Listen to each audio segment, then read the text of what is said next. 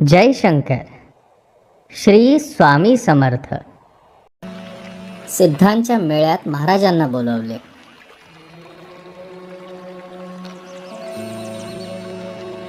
शिवनाथ बाबांच्या पाया पडून शंकर महाराजांनी त्यांना विचारले की ते इथे ज्योतिर्मठामध्ये कसे काय. शिवनाथ बाबा म्हणाले की त्यांनाच भेटण्यासाठी ते आले होते.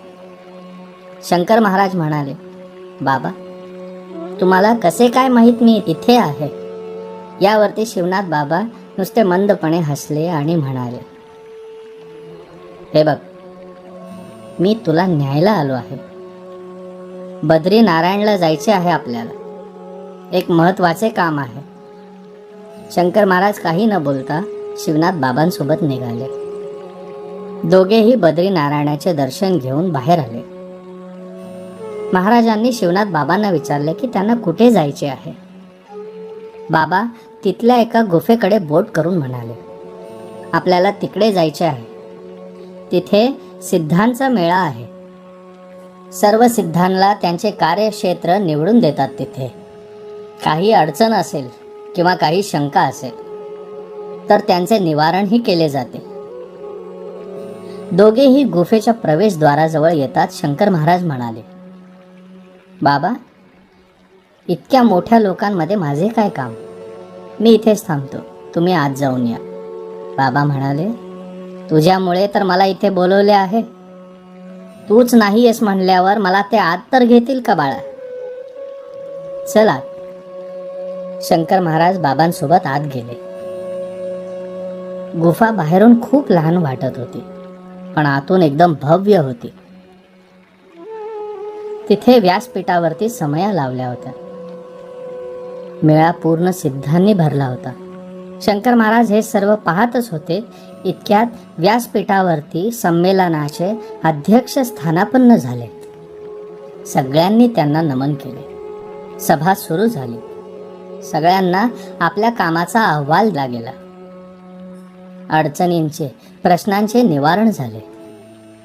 समारंभ झाले आणि सर्वजण आपले आपले लहान दल बनवून बसले. शंकर महाराजांसाठी अध्यक्षांच्या कक्षातून बोलवणे आले. महाराज आत गेले आणि पुढे होऊन त्यांनी अध्यक्षांच्या पायांना मिठी मारली. त्यांना खूप भरून आले.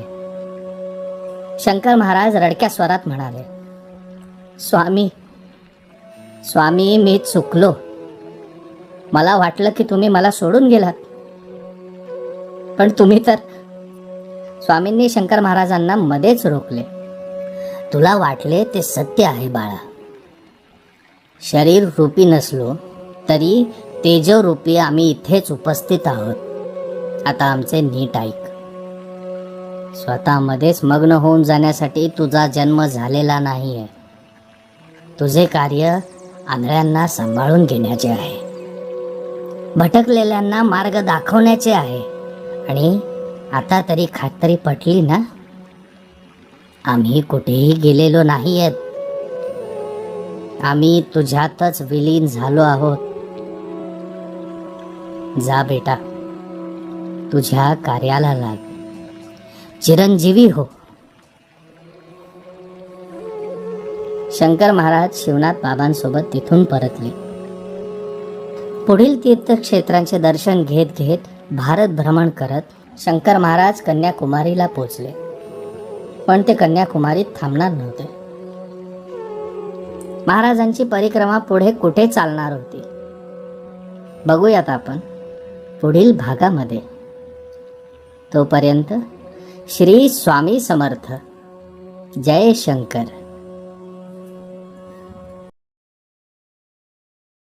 श्री स्वामी समर्थ. श्री स्वामी समर्थ. श्री स्वामी समर्थ. श्री स्वामी समर्थ. श्री स्वामी समर्थ. श्री स्वामी समर्थ. श्री स्वामी समर्थ.